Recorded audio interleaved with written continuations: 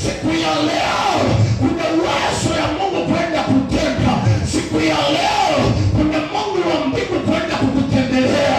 Nataka watu wawili wenye ambao watajitoa waseme, Bwana leo, au Bwana umenitendea, sitai kushukuru.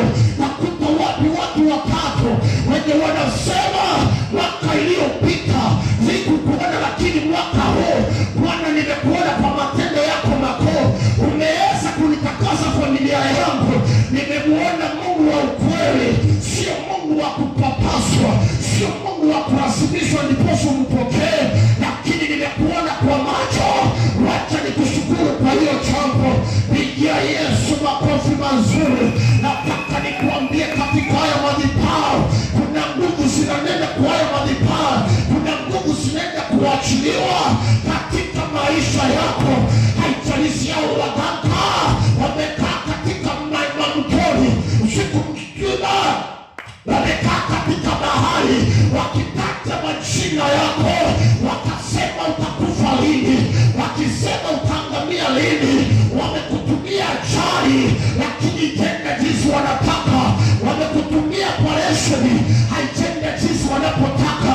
Wameangamisha ndoa yako lakini itawezekana.